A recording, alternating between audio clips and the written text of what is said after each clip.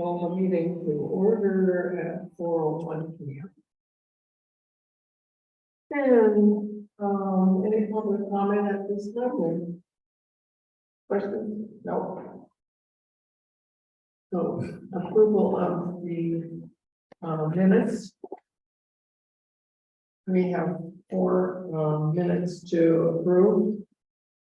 I think we can probably do them all at one time. We have June 12th, June 14th, June 28th, and July 10th. Are there any corrections that you have identified? No? Okay. Would you like to make a motion? Minutes. 4 meetings. Okay. So we're ready for Patty. Great. Afternoon, everyone. Okay. Oh, thank you, Chief.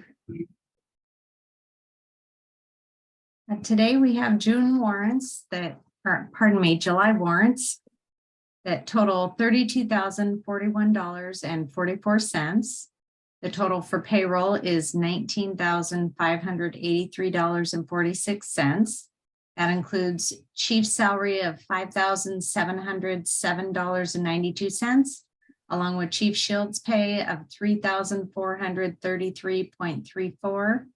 And there were 4 events for each of the commissioners and the board secretary. The total payout for the volunteers, including the warrants, is $11,854. And the June financial statements have been handed out to the commissioners for review. So I am requesting that the warrants and payroll for July be approved as presented. And I'm open if anyone has any questions, please feel free to let me know.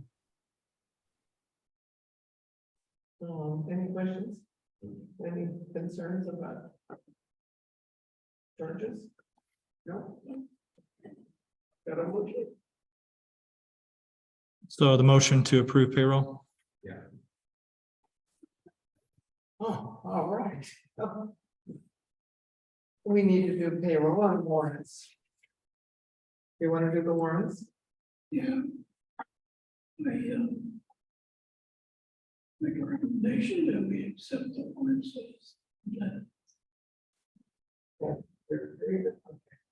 So warrants of $32,041.44 and payroll of $19,583.46 have been approved for payment. Okay, next. Anything else? Great. Thank you. Just a quick budget update. As of June 30th, 2023, we currently have 57.32% left in the budget. And that is compared to 57.94% the same time last year. Very close. All right. Any correspondence, Chief? Correspondence regarding some questions regarding the levy CPR classes that I'll be offering this summer and first aid. And that pretty much covers any type of significant correspondence from the public. Thank you letters, as always, for different events and different things too. But that's it. I'll go over the items over $1,000.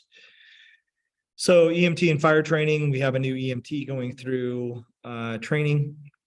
Zane, he's one of our volunteers. He's a dual citizen as well. Life Assist was for medical supplies. Puget Sound Energy is for the station energy. It always goes up during the summer because of the usage and the air conditioning units and things like that. It doesn't always go up during the summer. It usually goes down during the summer, but we've had a lot of classes. We've had a lot of volunteers being here, air conditioners running upstairs. I'm looking into getting a mini split system for upstairs and also the clinic. It looks like I'll probably have to go out to bid for that because I've talked to some local contractor for air conditioning and heat. And we have a 30,000 ceiling level for public works projects of that type. And it is likely to go over that. And now if one of the contractors can bring it in underneath that, then I don't have to go out to bid, but at this point, it's looking like I most likely will have to go out to bid. I think it's prudent that we do something much more efficient than what we have for heating and air conditioning for the volunteers upstairs. And also the clinic for the patients that are coming in to be seen by medical professionals over there. That during the summer, some of the hottest days, that they're not sweltering over there. And during the winter, that they have enough heat. So I think mini split systems are much more efficient and kind of a way to go for tiny spaces these days. So it'll be around $30,000 or more to get that accomplished. Going back to the national testing agency was for our fire hose and ladders. We have to do that yearly. And they come down to Ferndale. We work it out with Ferndale Fire District 7 to get our trucks in there as well. And this year we lost some 5-inch hose in testing, 200-foot sections. So 100 feet of 5-inch hose. And we have to replace that that's over $1,000 as I've expressed already that I will have to come up with in order to replace that hose. And then our ladders get tested for safety purposes and any damage. So it's hose and ladder testing that we have to do. And those costs are going up as well. I think that pretty well explains. The Best Buy purchase was for a new computer for Chief Shields. His computer decided to take a permanent nap. It's about 10 years old, I'd have to say, of a computer desktop. So it was time to replace it anyway, but it took a permanent nap. And now Fadi's trying to get some information off the hard drive. And hopefully we can be able to recover that information too. So that sums up anything over $1,000 there. The Ellen and Curtis Snur Law Office, obviously for legal counsel during this, all the special meetings that we've had and for his direction during this process. Wex Fuel is for fueling our apparatus, and then the marketplace for daily and duty supplies.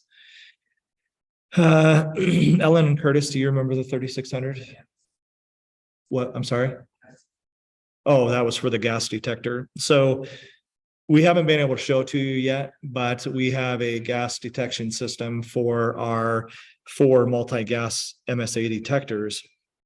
And it bump tests them and it calibrates them on a regular basis. And that was over $5,000 worth of a purchase just for one little teeny tiny machine that fits on a desk to test our hazardous material gas detectors that we go into houses to see carbon monoxide, oxygen levels, and anything hazmat pertaining to a gas that would be harmful for us or the general public as a whole.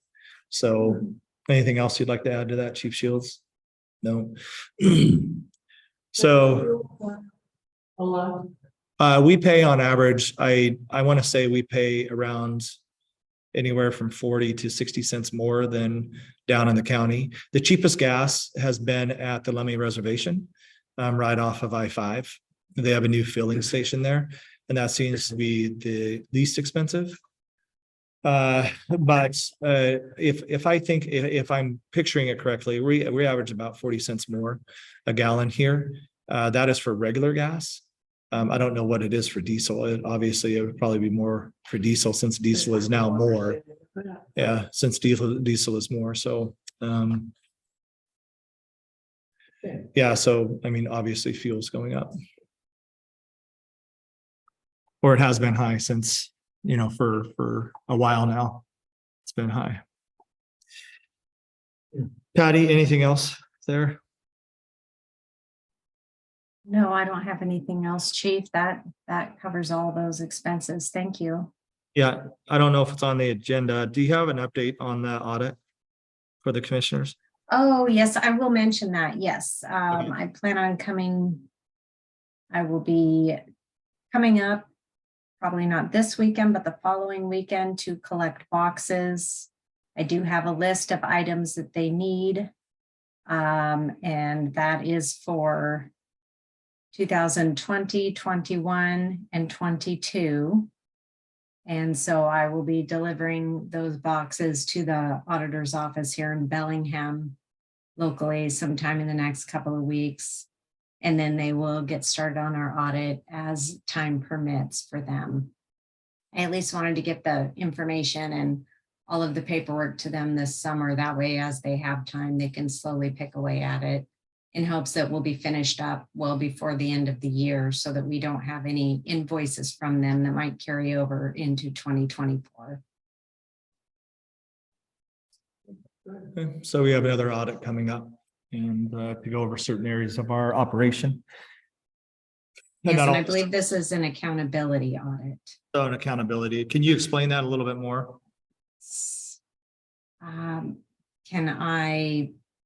Let me find out exactly what that will entail. I think that mainly goes over our procedures and how we operate more so than they will look at the financials also, because that is a big part of that. So they usually pick a couple different areas to hone in on. But I haven't actually talked to them to find out what exactly that means at this time.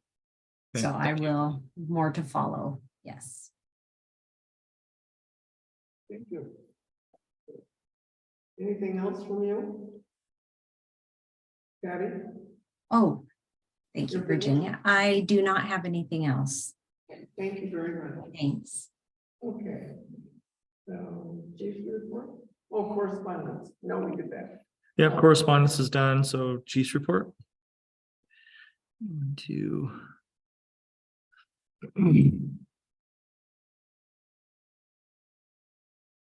So my chief's report for the month of July 2023 for June of 2023, reminding everybody that we're in the wildfire season. Please call 911. We're currently in a full burn ban. And that includes for our jurisdiction, recreational fires, so fire pit.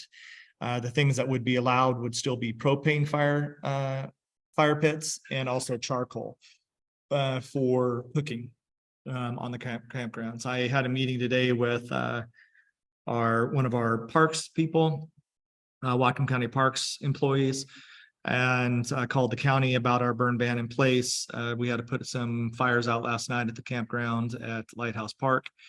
And then we had one that was propane. So again, propane fires are very safe. If they tip over, they go out. They have safety features on them. And then also they don't put off the sparks and the embers that come off of regular fire or natural vegetation type of burning. So no natural vegetation type of burning is allowed at this point, but charcoal for grilling and propane grills and fire pits are still allowed for these purposes. Our open house is coming up on August 12th. I had flyers made today. The UPS store made them for me, which was very quick and very efficient. Very nice flyers. So that was great to see that service in the community. I'll be putting those up and around. The time frame would be 11 to 3 on August 12th. And obviously we'll have hopefully some helicopters here for people to go through and to visit with. I'll bring it up now, I guess. It happened though, just a couple weeks ago that 858, our red ambulance, had to go in for a service that was extending over $4,000 of repair. We had a leak in our radiator on 858 that to get to it, the turbo had to be taken out. Basically, the engine had to be taken out to get to this leak. Okay, I'm expanding on that a little bit. The whole engine didn't have to be taken out, but a lot of work had to be done. And the bill was finalized over $4,000. And we had that done at DK Diesel, who is in Bellingham off of Bakerview in Northwest there.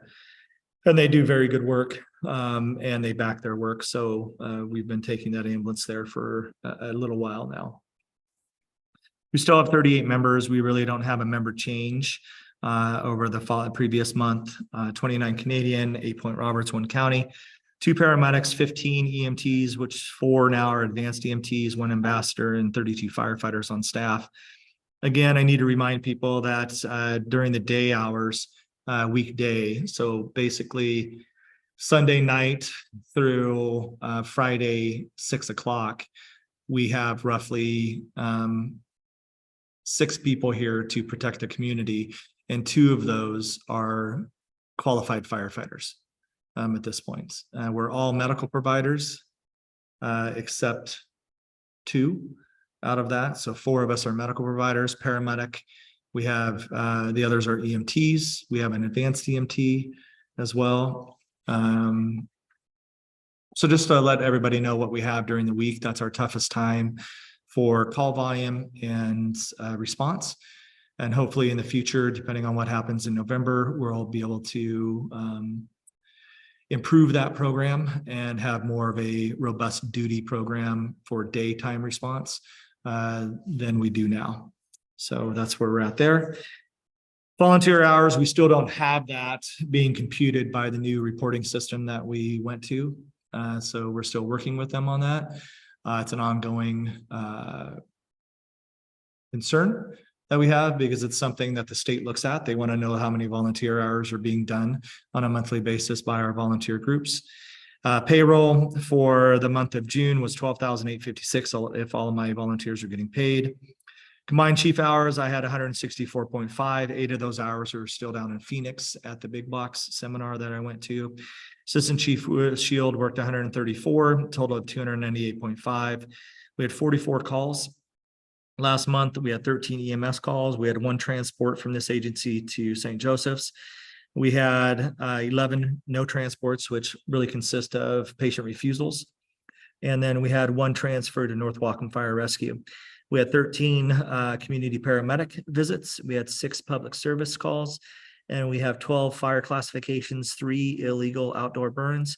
We had 8 false alarms, 2 different calls, and we had 1 power line down. And I think that is it for the reporting of my chief's report for the month of July for June 2023. Do I have any questions? No. Been busy. Yep, call volume. You use more people we get, the more, the more calls we get, the more outdoor calls we get. And here we're pretty even on medical and fire here for our districts. A lot of districts are very heavy medical, but we seem to be balancing out almost equal. Realistically, almost equal. I think community paramedic calls are a special area that we do, but our primary EMS calls were pretty equal with the fire. Okay. Unfinished business. So we're still dealing with the levy discussion. So levy discussion, we had our special meeting on Monday, the 10th, and we went through some final discussions then. And now it is the duty of this commission to officially approve the documents that will be put forward and the amount of levy lid lift that we will be going for. And just to bring the public all together on this, over the last number of weeks, we've been having meetings, special meetings along with our regular meetings about levy bond issues. And we got to a point to where we have decided to go with just a levy procedure at this time, or measure at this time. That is something that has supported this district for since 2010. Now we have a new capital facilities plan in place that has been updated, reviewed, and approved in regards to having about $4 million worth of capital infrastructure that needs to be looked at and completed and overcome over the next 11 to 13 years of this plan. So with that, we don't currently have the funds with our revenue stream that we'd have now. And we're needing to increase our levy to this community. Our current levy is 69 cents, and we're wanting to add 45 cents to that, going up to $1.14 per thousand evaluation of a home. And that is what's on the table today. So we have a resolution 2023-01. We have a pro-con committee document that I'll be showing. And we also have the proposition, the ballot issue explanation statement that'll be shown today to the public as well. So I'll bring those up to share.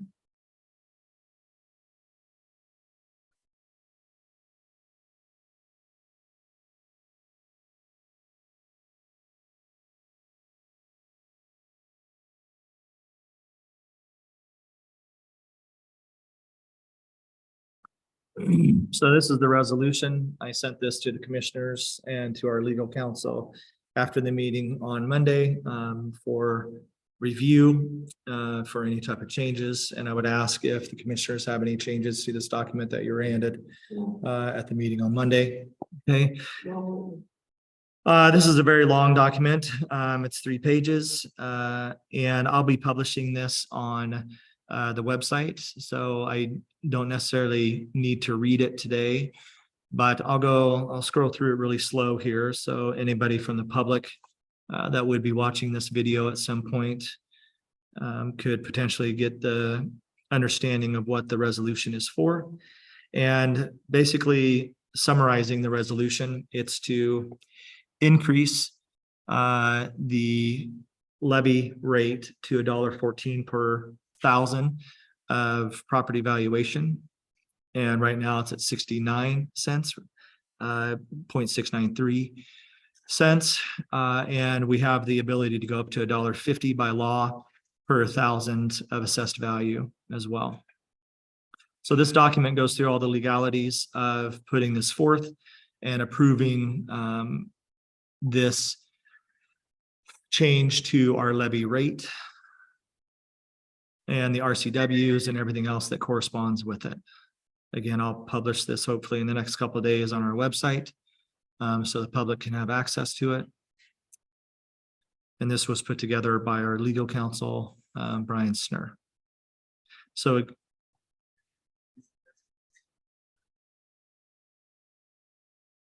I'll correct that one. So sorry, the Snohomish County.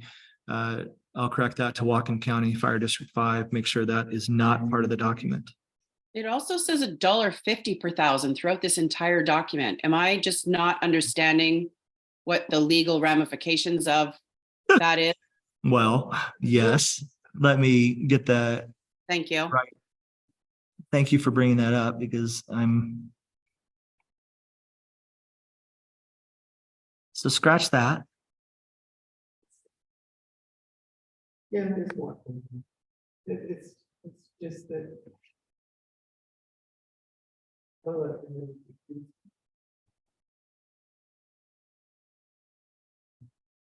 Okay. So yeah, that is not the document that we had on the 10th. So give me 1 second, please. That's correct.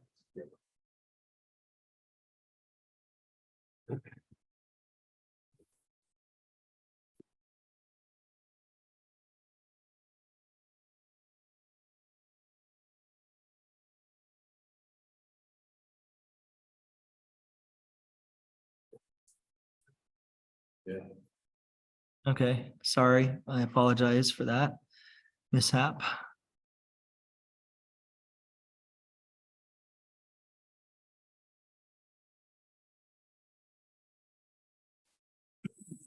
Thanks for recognizing that.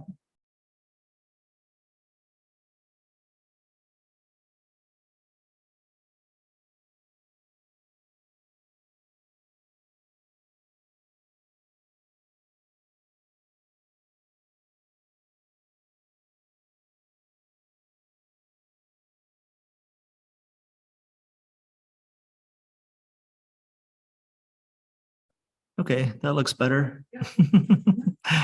Okay, sorry for everybody out there. So I'll go through this document really slow so people are able to read it again.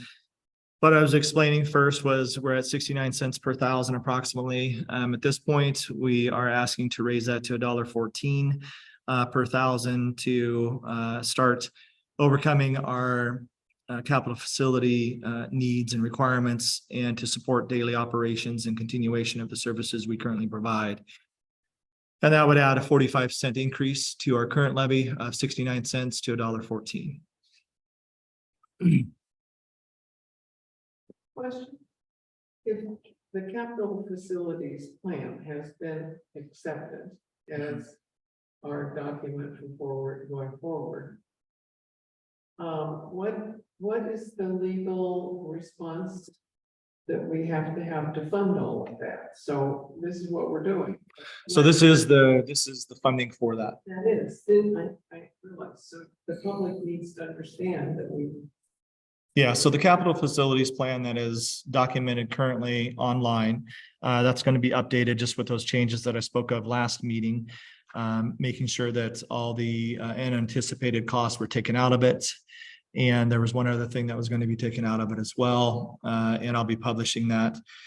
But that was approved to make those changes and publish it back on the internet, which brings our costs down to right just over $4 million on capital facility needs. So this is what's going to be funding all of those improvements. So the asking of a 45-cent levy lid lift to our current 69 cents would bring us up to $1.14 per thousand of community valuation. That has the ability to bring in around $1,070,000 is the estimate of that. Now, this could change because we went up 186 million, if I remember correctly, in 1 year from 2022 to 2023 in community valuation. And talking to the assessor's office, they believe it'll either stay the same or it might go down a little bit. So if it does go down, then that's going to decrease the amount of money we get from $1.14 per thousand, because the valuation of your home or property will also go down with that. So we do have some movement here, plus or minus. They said it most likely will not go up, but we don't know until they finalize that, whenever that has to be done in November or December, where this calculation is going to be made off of. So to be fully transparent there. But the word that I received was it would likely either stay the same or go down. So with that, I'm just going to increase through this, and I'll get to your question, Pat. I see that you raised your hand.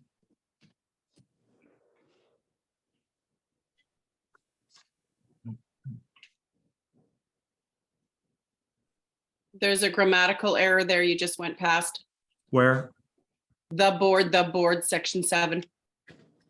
Oh, the board. Okay. Okay, I'll make the changes to that.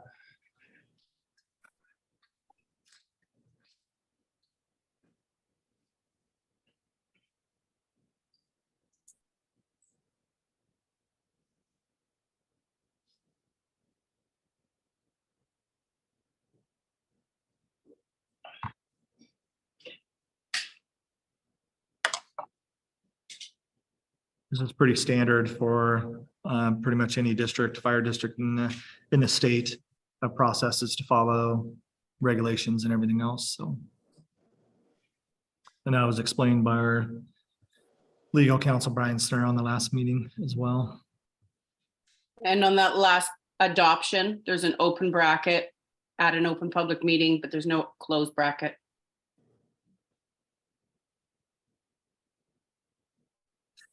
Should I keep that in brackets or should I remove the bracket? I think I should remove the bracket. Yeah. There's a long. Okay, so I'll remove the bracket on the adoption, and going back to 7, I'll remove this, the. You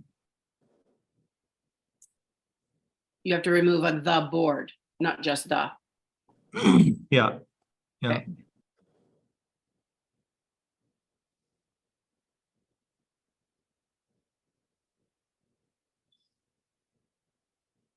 Pat, go ahead. Okay, so when you guys set a levy and submit it to the county, normally what you do is you say, okay, we want, let's just say $500,000. That's how much money we need. And then they set the levy based upon that. Why wouldn't that be the same when you're doing a levy lift? No, the whole process has been, we set the dollar amount, and the dollar amount is calculated by the current valuation of the community. So, Okay, so and to get us to a level that is sustainable for us, and that is the $1.14, the 45-cent level, bringing in about $1,070,000 is what was chosen to be able to put away $300,000 a year. okay, that's all fine and good. What you said is that the valuation can change, which would mean that the amount of money you would get would be less, but that would only be based, that would only happen if you had a set dollar amount per 1,000 of assessed value, and the assessed value change. But if you say we need $1,050,000, then doesn't the county set the levy rate based upon the current or the new assessed value of the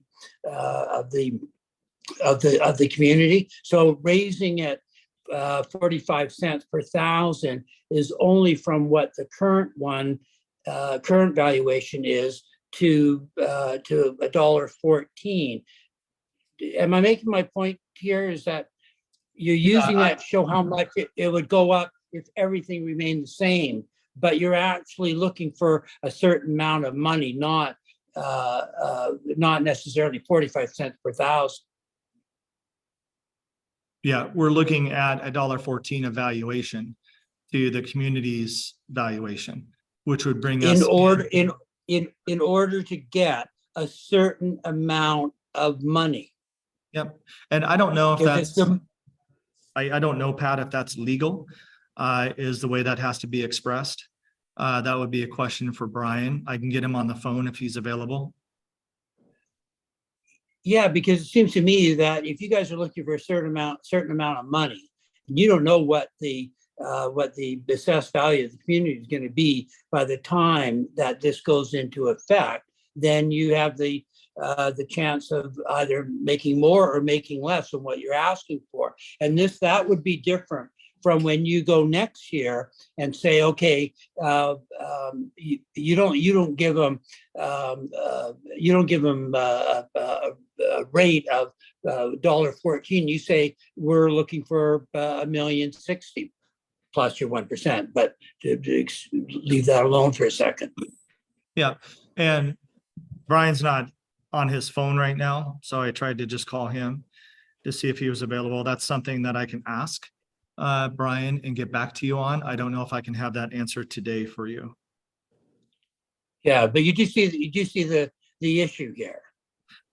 No, I understand your point that you're making, and that has been discussed, I thought, in the past, that Brian brought that up in his big, when I had Brian and both the bond provider here, that Brian was, I thought, speaking to that the dollar amount versus per thousand amounts that we're trying to acquire, that had to be, or it was proposed to have to be a value of something per thousand versus going, we need another $1,070,000 in order to start going through our capital facilities plan. But I'm going to keep trying him as we have this. I'm going to show you some other documents here and we'll move forwards, but I'll do my best to try to get a hold or an answer for you, Pat. And I don't want to answer it incorrectly. That's why I'm not taking that position at this point. I can understand why you have to ask for it in terms of assessed value, because you're limited to $1.50 in total. And so you have to use it by assessed value to make sure that you're not exceeding that. But it's still, I just find it strange that it'd be one way every year when you're submitting your budget, but it's different right at the very beginning when you're submitting a levy lid request. So, and it doesn't need to be answered now, but I think it'd be interesting to find out. Yeah, and I know the conversations I've had with Brian is that it's a risk because we don't know what the valuation. Give me a second. Hey, Brian, are you able to get on our meeting for a question that our newspaper has? Okay. Yeah. It's probably a pretty quick explanation that he needs, but I don't want to answer it because I want to make sure it's the legal answer.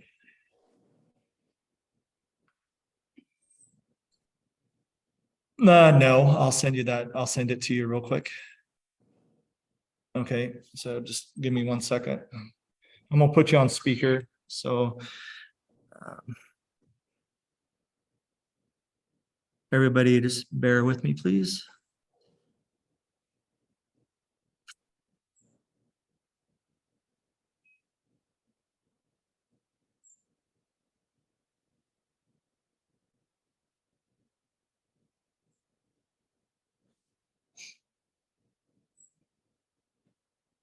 Linda, I sent the information for the meeting on. Got it. Never mind. Found it. Okay.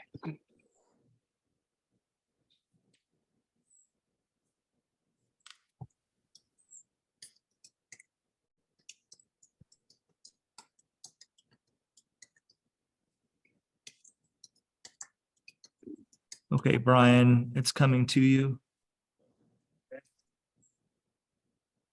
Okay,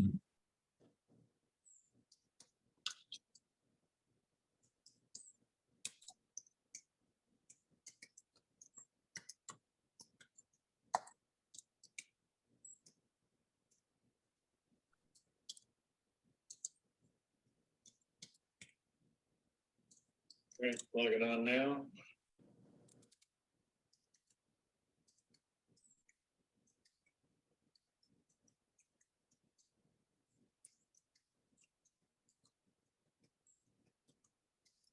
Okay, I see you. I see you there.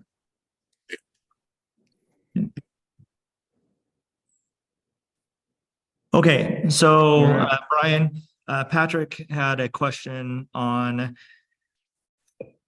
the set. I'll let Pat Grubb ask the question again. Go ahead, Pat. Okay, so Christopher was pointing out that the district gonna ask for an increase of 45 cents for a total of $1.14 per 1,000. And that would result in the district receiving, I can't remember, $1,060,000 or something like that in revenue. But that it was possible that the assessed value could change by the time that increase goes into effect, that and the district would receive less or more than what they're anticipating based upon the current assessed value. And my question was, well, in years 2 through 6 of a levy, the district submits their budget to the county, and they're saying, okay, we want to get 1,060,000 this year, and we'll ignore the 1% for the time being. And the district or the county at that time recalculates the what the levy rate is for them in order for them to achieve that. So why wouldn't that be the case in the first year? Why wouldn't they say, look, we need 1,050 at the current rate of assessment? This would be $1.14, but what we need is $1,060,000. Right. So for lack of a better answer, the answer to that is really because that's the way it works. When the voters approve a lid lift, they have to approve a specific rate, and they don't know what the assessed value is going to be. So if the assessed value went up higher, the board could levy less than $1.14 to hit the specified dollar amount. If assessed values went down, then the district just wouldn't get that extra money. And Department of Revenue is pretty clear that levy lid lifts in the first year are tied to a rate, not a dollar amount. That's different with an excess levy. With an excess levy, you levy a specific dollar amount, and then the rate follows. But in a lid lift, it's the rate that drives then the amount that you receive. Okay, thank you very much. Yep. Thank you very much, Brian. Does anybody have any other questions for Brian while he's here? It's a very quick 2-minute, 3-minute.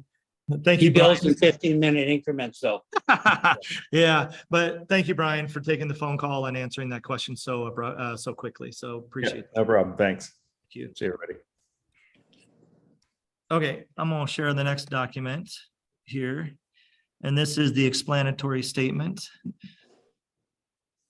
And that is the wrong one again, so You sorry. got Sonoma County. Yeah, I have two, there was examples that I was getting as well, so that's my fault that I'm not bringing up the correct documents here.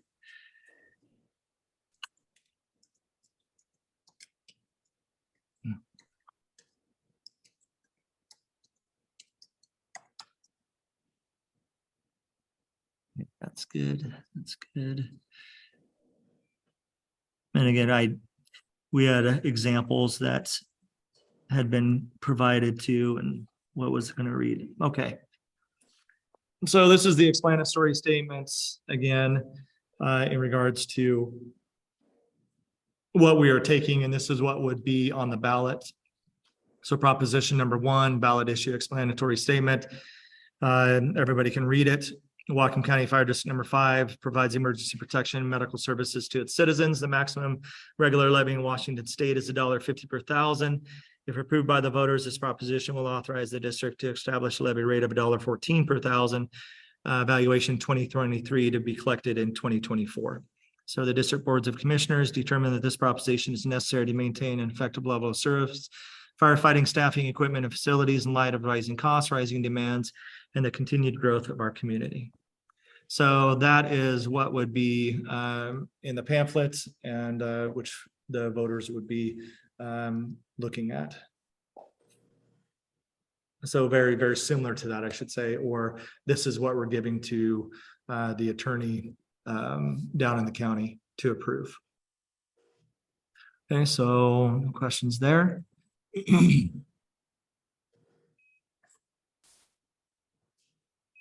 And this has to happen before August.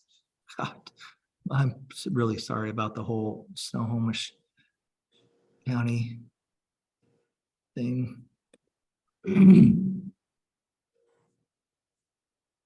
Pro con statements.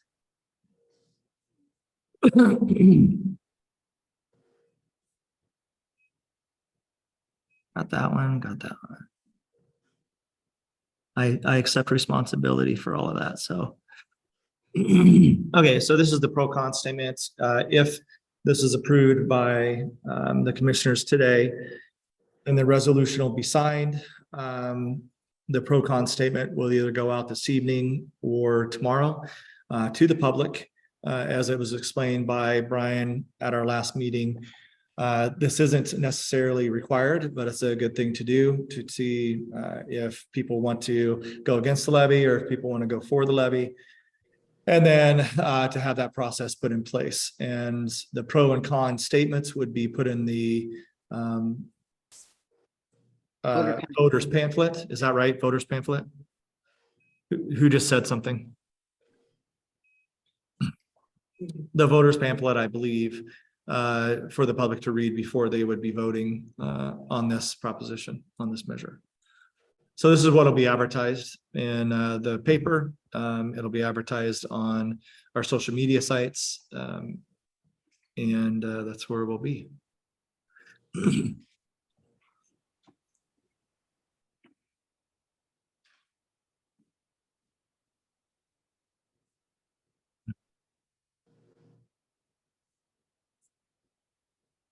So again, the explanatory statement here. If we're asking people to be on a pro-con committee, Mhm. how are we getting them to volunteer? They email me. And so have they- that direction. Yep, that's in the pro con statement. I just had it up. Yeah, it's in there. My email's in there, and they have until August 21st, 5 p.m. to email me about being on the pro con. And then I have the right to appoint those committees for both pro and con. Okay. And up to 3 people is what usually is provided for those committees. And we'll see. But I want people to have their rights and to express themselves if need be in either direction. So do they make some effort to query the public and? They don't have to. They don't have to talk to me. It can just be what they feel. They can publish whatever they feel. Okay.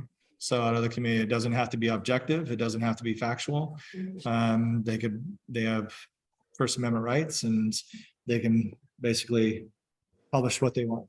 And on the pro side, obviously it would be objective, factual, based off of the information that we've currently provided to the public. So, Linda, do you have anything? Yeah, no?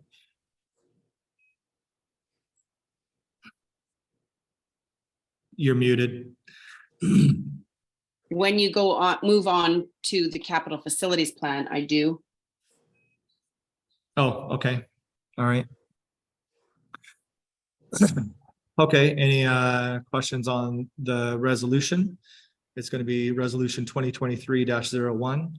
And it would be the proposition explanatory statement as well. Both of those will probably have to be approved by this board to move forwards. So a motion or a discussion would need to happen. And if you guys want to approve the resolution with the changes that I'll be making, and I'll be reviewing that for type errors and stuff with Linda again before I make those changes. But then that'll need to be signed by all of you and Linda in order to get that down to the county. So we need a motion. Yeah, it would be a motion to approve the resolution. That would be the main motion. I don't know if a motion is needed to approve the ballot issue explanatory statement. So we can do it. So if you want to make a motion to approve all three documents, the resolution, the explanatory statement, and also the pro-con advertisement, then I'm fine with all three being approved. You're okay with that? Yours? And any questions or anything else you want us to talk about? This is your chance. Okay. Good. I think. So a motion was made by Commissioner Katz, approved by Commissioner, seconded by Commissioner Harper, and approved by the board to go forwards with the resolution, the pro-con statement, and also the statements, explanatory statement for the ballot issue. With corrections. With corrections. Yeah, with a few corrections there. Okay. Good. Okay, so Linda had some questions about the CFP, the capital facilities plan. We discussed that. Go ahead, Linda. I don't have a question so much as you presented it at the special meeting on Monday, and there were a few changes you were going to make. And the last thing you said, which is in the minutes that were approved at the beginning of this meeting, is that you were going to make those changes and present the capital facilities plan for proper approval today. And then everybody generically talked about it being approved at the beginning. And I don't know if that happened online, over email, but I don't have an official record of the capital facilities plan, the updated version being approved. Okay, I didn't have time to make those basic changes. So I would like to go back and say, I'll show you the changes that I'll be making. And I don't remember saying that I would have it at this meeting, but if that's in the minutes, that's what was said. So apologize for that if that was the case.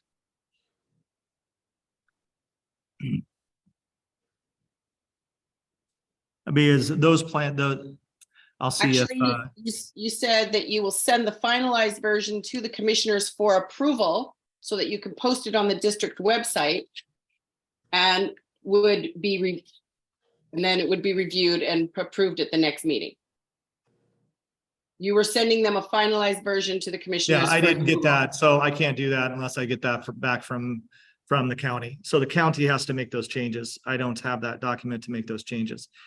So that's what I was waiting on, was Wait till next meeting. for that. Well, for the resolution, we understand what the changes are going to be Sure. on the capital facilities. Sure. It's decreasing the overall expenditure down to around 4 million. Let me see if I have anything from Matt. Yeah.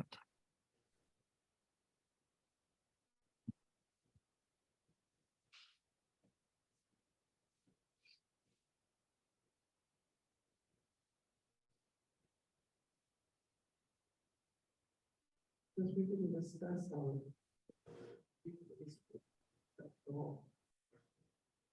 Breakdown. Well, it's just changing in about $140,000. So we still have a $4 million commitment in capital facilities. You did review those changes and you did show us where on the capital facilities plan that you intended to make those changes and remove certain expenses. Yep. So I mean, I'm not hang sure on, you need, hang- you could probably just agree that. Yeah, hang on.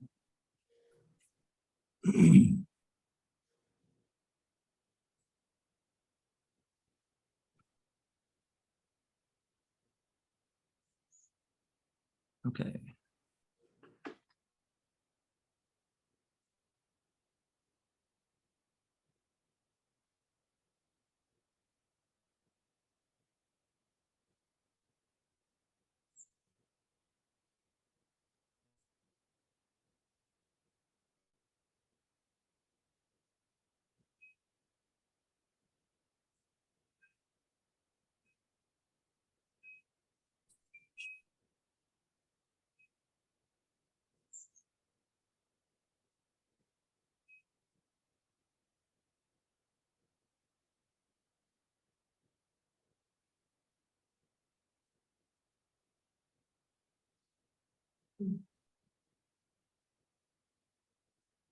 Okay.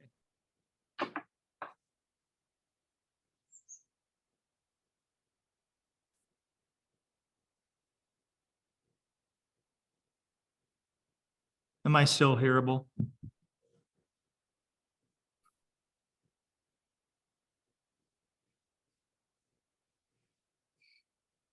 Can you guys still hear me? Okay.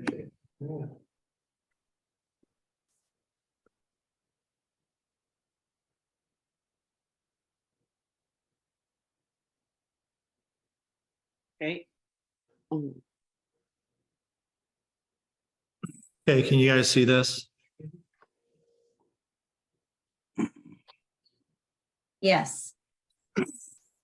Okay, so the changes were to be determined on the 2034, 35, 36. We took out all the unanticipated costs that were projected. And we still have that in 2031. So I'm gonna have to give this back to the county and have him correct that. Again, I don't have access to this document to correct it for the calculations to be done at this point. So I'll have to send it back again to the county, but if the commissioners can approve it, it's going to be $29,000 less. So we're going to be looking at $4,050,000 worth of items that are going to have to be overcome in this capital facilities plan over the next 13 years. So this is the copy that I got back, and just going through it right now, this has to be taken out here. So it's the $29,000. so it's the $29,000 that's going to be removed. That's going to decrease this by $29,000. So we're going to be roughly at $4,050,000 when that is done. So if the commissioners are okay with Are you okay with that? Yeah, okay. everything else was done, but that was missed again. So again, I'll send that back to them, and I apologize. But just so everybody knows that we're right around $4 million. Okay. That's the capital facilities plan, and the reason why we're taking the levy lid lift measure to ballot on November 7th is to overcome these capital facilities needs and also maintain our operations as B, and hopefully improve our operations for this community into the future years to come. So if you're good with that and you can approve the capital facilities plan with that change, then I'll move forwards with that. We can go ahead with the resolution today, because the resolution is based off the need of the capital facilities plan. Okay, and then approve the proposition, the ballot explanatory statement, and also the pro-con advertisement. Based off of that change, then we're good to go. Is that good for you, Linda? Yep. Thank you, Linda. Yeah, thanks for bringing that up. And I'll want to talk to you real quick about the changes that you saw, grammatical changes that you saw again in the resolution, so that can be dialed in. before I print that off to have the commissioners sign it while they're here. And also, we'll have to bring it to you for your signing as well. So we're all in agreement that the changes are fine. Okay, all right. Okay, anything else on the list today? It's your list. It's my list. Anybody have any other business to discuss today? No? No, everybody's putting in a lot of time and it's needed. This process has been long for all of us, but it's absolutely necessary and needed to be able to express our needs for emergency services and the value that those provide. So I want to thank everybody for all your time and your hard work and the extra meetings, everything that you guys have gone through. I will let the public know at this point that I'll be having 6 to 8 public meetings for educational purposes between now and the November ballot date for questions to be asked and answered, and for information about the levy issue to be passed out to the public. After this meeting, I'll be contacting a person to work for a flyer to get the information published. I'll be getting that approved through Brian Snur before that goes out, so it meets all of the regulatory laws and verbiage laws that are in effect, and we can start passing that out as well. So it's I really appreciate everybody's work on this, and thank you so much for all your time. With that said, Commissioner, it's back to you. I think we have to thank you for all the time that you have put into this. And your concern for the community at large. It's a big job you've done. And we're very grateful to have you doing this.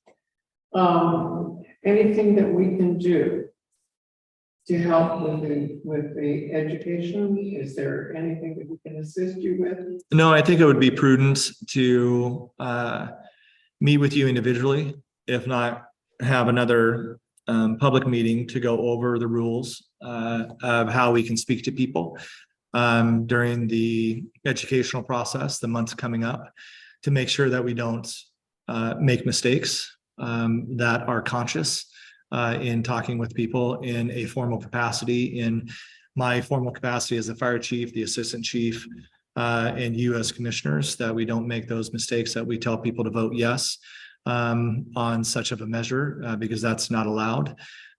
We can ask them to vote, right? But it can't be please support or vote yes, those types of things when we're educating.